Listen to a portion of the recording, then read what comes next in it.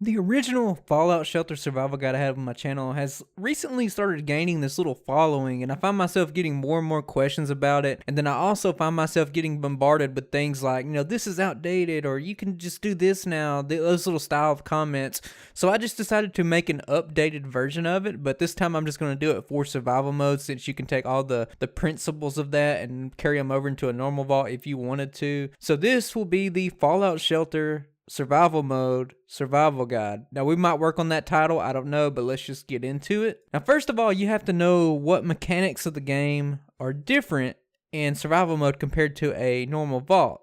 Now I'm going to rank these in order from what I think are the worst changes to the best changes. So for example, the first one will be what I think is the easiest to get past. The first thing is going to be that your resources drain faster. There's not really much explanation to that. They just drain at a faster rate than a normal vault, so you will need to put more emphasis on resources. The second thing will be permadeath. Now your dead dwellers cannot be revived, and if they are out in the wasteland, you lose whatever they picked up along the way and whatever they had equipped at the time. You can still keep your equipment if they die inside the vault at least. The next change will be that raiders and deathclaws had their dweller threshold lowered. So as soon as you cross 15, you will start getting raider attacks, and when you cross 35, you will start getting deathclaw attacks. Now it is unknown the exact science of it, but I'm pretty sure 15 dwellers give you that chance to have on there. That is why this is 1 through 14. And the death claws, as soon as you hit 35, you start getting that chance. So you want to stick at 14, then 34. Now what this means technically is if you cross that threshold chance, it could just fuck you up, guys. You could get a death claw roll, they'll attack, they'll leave, you can get an instant roll, it'll be a death claw, it'll just mutilate your vault, it'll be done. Now the biggest change, that is the worst change that makes this mode such a pain to play, is the incident chance. Now in normal vaults, it's a pretty leisurely pace. When you get like a RADROACH attack, you can manage it, it's not bad, but in survival it is only 90 seconds, guys. That means every 1.5 minutes you're going to be dealing with RADROACHs and fires just from the start of the game. And then if you just sit down and want to play at any point in time for just like 10 minutes, you might get up to 7 chances. So that is the most brutal change going into it. Alright guys, so let's create a vault. Vault 1, that'll do just fine. Let's create the vault. Okay guys, the very beginning you get your dwellers all lined up. Usually the first one is strength and the last two will be your agility and perception people that are chosen. And what you want to do is just start out building. So I just set some stuff up like this. You don't really need to worry about it too much. It does not have to be perfect. And then what you want to do next, as always, see, already an incident, guys. Already, it's happening already. This game mode isn't for everyone. I barely even done anything. So what you want to do, you want to look at your dweller. She's got 3 in agility. She would be perfect for the dining room. You want to throw her in there. And then she is actually shitty in all of them. As long as they don't got 1 in the stat, you can throw them in. No problem. So we have everyone in here. They at least got a 2 in the stat. We have all of the ones that give us the start that have really good stats. Like this guy has 5 agility. They give us those good guys. We have all them in the room. Then we have 2 extra people. They might go exploring, but for now you want to see what your objectives are. Rush a room to get a free lunchbox and collect 50 water. So those should not be too incredibly hard. So we will just see what the chances are. 30. 29. So that is our best chance to rush right there. So what we will do is let this count down and then rush it. Remember guys, oh my god. Remember guys, always let the room count down before you rush it. So now we're gonna rush this 29%.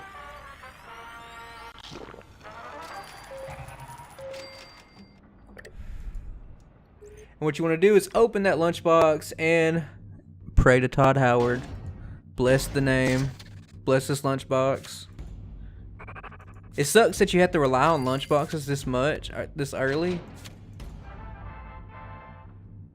Not bad. Really high perception. Okay, so we got a guy. He's got a good outfit on, and he has really high stats. So he will help us out tremendously. Now, I'm going to expand these living quarters out here now. I don't want this here. I don't want my setup to look like this, but for now, we don't have a choice. We're just trying to get everybody in and get situated. So we're going to take that +4 strength suit And we will give it to our guy right here. That gives him 9 strength. So that's pretty good. Oh my god. It never ends, guys. Now, in survival mode, your dwellers will start out with at least a BB gun, and most of them will, except for new guys like that. He will start out with nothing. Now, what you want to do, I don't want to send somebody out yet. I want to see if anybody has gotten lucky. Don't y'all have a baby? I don't want babies yet. Y'all are just in here temporarily. So it appears the best gun we got was out of that lunchbox. 4. So we got to send him out. We got 1 stim pack. We will let him explore, but you got to be very careful. You got to watch him. You got to recall him quick, because if he dies out there, your weapon is gone, and basically your hopes and dreams. You know, this is what it's all about. You got to get somebody out in the wasteland, and you got to have them be out there for several hours, and it takes a while to get to that point, but you got to do it. So just keep a mindful eye of the wasteland. And don't let your dwellers die out there, because it will set you back, especially this early in the game. We are getting a little bit overloaded now, it would seem. We got a dweller waiting at the door. We got 2 in here threatening to have babies. We got somebody just waiting in the door. So we got 1, 2, 3, 4. We got 4 extra people. So we're going to expand the power room and put somebody in there. Now I'm going to try something a little different for this. It's given me success in my other vault so far. I haven't fully switched over, but I've been kind of thinking about it. I'm going to stay at 2 wide rooms with 3 people in each, and we will see how far that will get us. We need to be able to stretch our dwellers a little bit. So we're going to need to expand all of them if we want to go with that rule right there with 3 in each room. I don't want the diner here permanently, but for now you just got to do what you got to do, really. So it's got to stay there. We just want to make sure everybody has at least 2 in their stat. So now we are pretty much bare bones on caps. We have spent all the caps we have, but do not worry about it, because it does not matter in the long run. Eventually you'll start bringing in the caps a little bit better. Caps are the least of your worries, so don't worry about spending them when you got them, especially in the early game. So we have 3, 3, 3. We have an extra person, and then somebody else just showed up. She has decent intelligence. We can use her, but for now you want to leave them outside. If you leave them outside, they will not go away. They will just stay there forever. They do not count to your limit, and if you're trying to figure some stuff out early in the game like this, or anytime really, fuck. See, at least it's only fires right now. Early in the game we haven't got any RADROACHs. We've only gotten fires. That is not bad. Now this is a 27% on the rush. I like those odds. 27% is pretty good. I'm only doing it so I can get this collect 50 water. I do believe that is a lunchbox objective. Level up a dweller as well. Okay. So you want to keep an eye out here. What I'm going to do is what everybody should do when they're playing survival mode. Try not to stay in it for too long, because you get drained real fast. Your resources are going to go down. You're going to get attacked every 90 seconds. It's terrible. So what I'm actually going to do with this, before I log out and just let some time pass to get that water, is I'm going to let this count down to 0, rush it right after, then log out. We're going to leave her out there, and we're just going to be mindful of the wasteland. That's what you really got to do early in the game. You can only really hope that the countdown timer does not interfere with the incident chance, and you can just be clean and get out. Okay, let's collect this and then rush it. A success, so that puts our power looking pretty good. We have another dweller show up with a big old mustache. He has a high intelligence too, so that is also good. I like that as well. We're gonna work up to that med bay, and that's where we're really gonna start kicking off. So those are good people to have in it. So if she just had anything besides a BB gun, I would send her out. So after you get all this set up, you're pretty much at the mercy of a good lunchbox. You don't have to have a good lunchbox, but it will make life so much easier. So as soon as you get the lunchboxes, open them up and just hope. Alright guys, we got our lunchbox from collecting 50 water. We will open that up right now. It kind of sucks that you are at the mercy of a good lunchbox, but it helps so much. Okay, not bad. Rusty assault rifle. That is perfect. So what you want to do with her is give her a rusty assault rifle. and send her out, and we will give her the RADROACH. Instead, we will let her explore. So now there's nothing wasted in the vault except for this room right here nobody's in. It's draining some power. But other than that, everybody in the vault is now working. We got our 2 people we plan on putting in the med bay out here. They haven't not came in yet.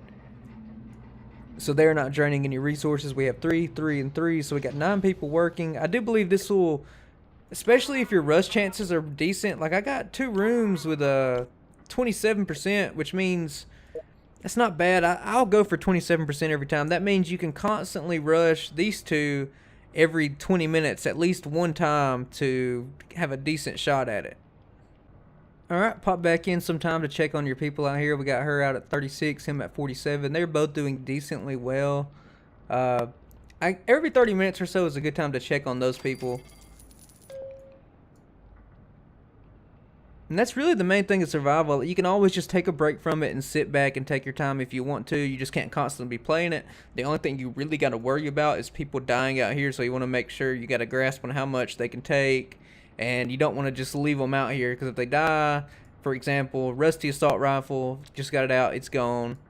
Then 4 damage, it's not that good, but everyone else has BB guns, guys. Everyone else has BB guns. So this is like the best stuff we have in the vault, minus this little suit we got from that one guy. But gun wise, that's what we're really hurting on. That's what you really need to be focusing on. So don't let those people die. And also look at these rush chances. I feel good about them, but even if I fail, okay, whatever, failure. The one good thing a rush fail does for you is it resets your incident timer. So right now they just got done with the timer. It reset my incident timer, so I cannot have another incident for 1 minute and 30 seconds. Let's go ahead and rush this one.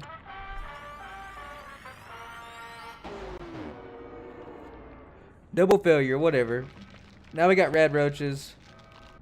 Okay, so we want to get to 14 dwellers so we can unlock that med base so we can start making stim packs. We got 2 out here, which will put us at 13, so we need to make 1. And what I did, I waited until my water was full, and then I'm going to throw them down here. And then he's got high enough perception. He's got 7 perception, so he's got enough to make up for it while they go do their business and have a little baby.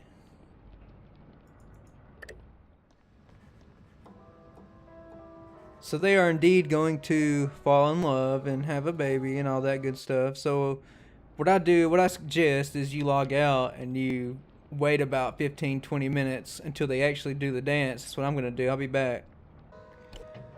So they're going to have the baby. She's going to come out pregnant. You want to make sure you put them right back in their rooms. Now you got to be careful with pregnant dwellers. You don't want to have too many accidents. That means you don't want to be playing as much. You want to take a break. Go do something else with your life while this person has their baby. Because incidents with too many pregnant people around, they will just run away and be crazy and not fight and stuff like that. So you don't want that to happen, especially when you're at this low level. We just need 1 baby, so it'll be 3 hours. Let's make sure we have 18 limit, so we are fine on that. Take a look out in the wasteland. He is almost on his 2-hour mark. He has found wasteland gear and put that on. He has 1 stim pack left, so when he gets low enough, he'll use it. So he should be able to last a little bit longer. It's really hard to judge the time. She has no stim packs, but she is decent health, about 70%. So she should be able to last. Now, you really don't want to underestimate this. You really want to check back. I would tell you every 20 minutes or so, just to make sure to get a gauge on it, because you never know when they're going to get a hard encounter and lose a lot of HP. But for now, I'm going to wait about 30 minutes before I check again. I feel like that's a good amount of time. But yeah, don't stay in the game too long. Let her have the baby. But make sure you log on to see about those people, because they cannot survive out there for 3 hours. So 2 hours and 33 minutes. It's time for Kyle Parker to come home. Don't get greedy, guys. You got to remember, you're throwing these guys to the wolves anyway. They're the first people to ever walk outside your vault. They have no stats. They have no equipment. They have no stim packs to keep themselves healed up. So don't be greedy. Don't be like, well, if I let him stay out there for an extra 30 minutes, he might find something. Because no, he will probably die and you can't get him back. So it's better to take caution instead of being greedy. Now, she is actually, she took some radiation damage, but her health is still good. So she can stay out here a little bit longer. That's not really being greedy. I'd say if they're ever below 45-50% health, maybe you should think about it if they don't have a stim pack. So we got somebody else to show up. We don't want her because we're already going to have the baby. Decisions. So the fire is going to spread up here, and she's going to run out of the room, leaving these two guys by themselves to take out the fire. That's why you got to be worried about it. Fire's not too bad, but if say you have like 4 or 5 pregnant dwellers in your vault and raiders attack, and you're kind of on the cusp of being prepared, but you're not quite prepared, it'll be a problem because you'll have 4 or 5 less people fighting in your rooms. But whatever. So we're recalling him. He'll be back in an hour. We still need to keep an eye on her. She probably has about 2 hours and 30 minutes or so before she has this baby. So in between, you just want to keep an eye on this last person and make sure they get back. She has found a gun and she has found battle armor. So she has found 2 things, so that is very good. But you still want to keep an eye. Don't want to let her die. You want to get those things back to the vault because the items this early are so important. We also got a lunchbox, which we will open again. Now maybe this will give us something good. I feel 500 caps would be very good as well. A Santa suit. Okay.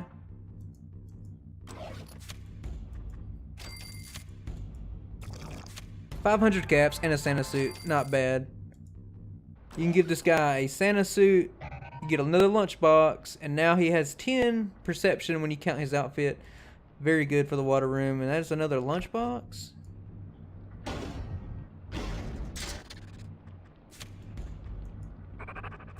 Another Santa suit, guys.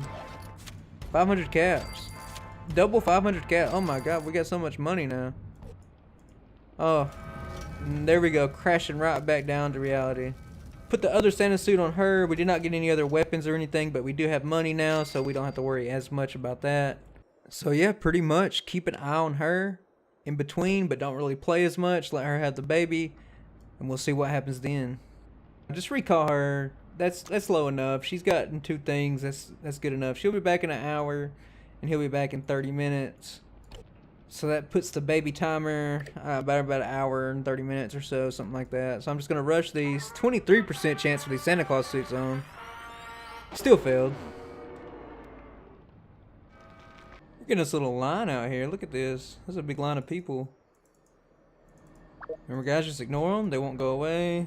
They'll just wait in the cold. Alright guys, there's going to be a little time lapse here. When I come back, it's probably going to be, I'll let you know how long, it'll be several hours, but I'll let you know how much time has passed when I get back.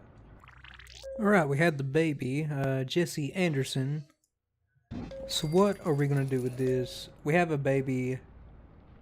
He needs to grow up, and when he grows up, we will add somebody else in, and we will get, or I guess 2 people in, and we'll make our med bay, and that'll complete through 14, then I'll tell you where to go from there. So let's just let him grow up. Take 3 hours. Be right back. Alright, the baby is grown up. You can see here, Jesse Anderson all grown up. We need to add 2 people in to get to 14. It'll be the 2 people that had the 3 intelligence. We will add them into this room right here. And then we will go ahead and unlock our rooms. We have a storage room and a med bay. The med bay of utmost importance. Get those guys in here. We have 14, which means we can build a med bay.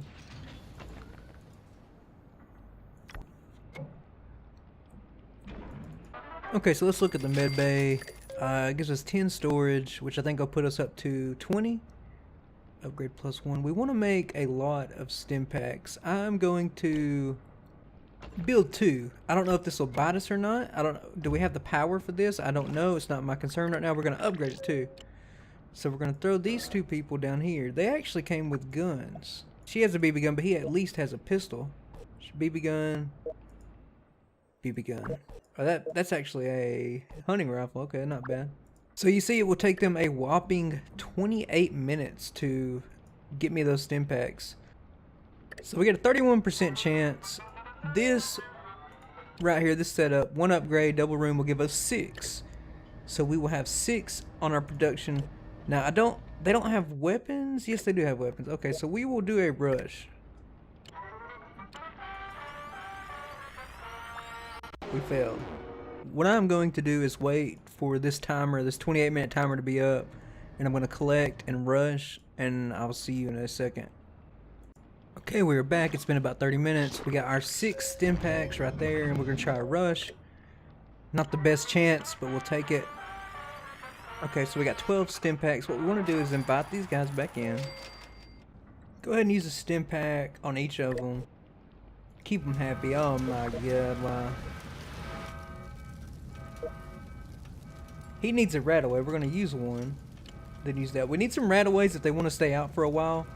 But for right this second, don't want to go over 14. You want to stay right here. You don't want raiders to attack when you have BB guns and some people don't even have weapons. So we got a weapon. Give it to him. We're going to take her outfit from her. We're going to give her this leather armor, which gives her endurance, a little bit more health out in the wasteland. And we'll see what we got. Battle armor and a handyman jumpsuit. So from here is where you have to take it easy. Don't expand. Just stay right here until you have weapons. I would say to at least half of your dwellers, at least one person in every room at least has a 5 damage or so weapon, something better than a BB gun at least. And you want to have fully equipped on weapons that are non-BB guns. Now you don't have to go that far, but raiders without stim pack backup and without good weapons, you're just going to have a bad time. So what we're going to do is you're going to wait. Like right now, you would wait about 20 minutes, you would come back, you would collect, you would rush. When you get up to about 25 stim packs, you will send somebody out. You will do the same thing over and over until you get 25 more. You will send her out with whatever you seem fit. They don't have to stay out there for long right now. They don't have to go out maximum range. So you could give them 10 stim packs and be okay. The main point here is for them to bring back 3, 4, 5 items back every time. And if you're having 2 people do that, then you'll bring back, you bring back 10 items, and that'll be 10 weapons or 10 armor, just a mix of match of both, and it'll get your vault going in the right direction. When you worry about sending them out for the maximum time and you worry about RADROACHs is when you got everything equipped all right, but you want to get better stuff and you want to send them out maximum distance. For now, we just need stuff, period. If you find that you were needing RADROACHs pretty bad, what you could do was you could send these 2 people in and then immediately unlock the room and then evict 2 dwellers and go back down to 14. You could do that, no problem. That would give you these science slabs so you can make some RADROACHs so you can heal up your people who's been out, or if you're having water problems, you'll have them just in case. But that will put a strain on your power. You can see right here our power line is kind of full. So after you send these people out, you have all your people equipped, you can deal with raiders. Then that's when you really want to start the expansion, is when you can deal with the raiders. So for now, it kind of sucks, it's kind of slow, but what you want to do is just keep making stim packs, keep sending them out, get everybody equipped with at least something. Like, you don't want BB guns. BB guns are so bad. 0 to 2 damage. There's a chance it can do 0 damage, guys. There's just terrible. You're better off going in with your hands. Alright guys, that's going to be the end of this episode. Now, if you enjoy this content, leave a like, comment, and subscribe, and let me know if you're interested in a second part. Will it be past that raider threshold, going up to the Deathclaw threshold, what you should look at? Now, if you find this interesting and you want to see me play more Fallout Shelter, I got tons of Fallout Shelter stuff on the channel. Check that out too. But I will see you guys on the next episode.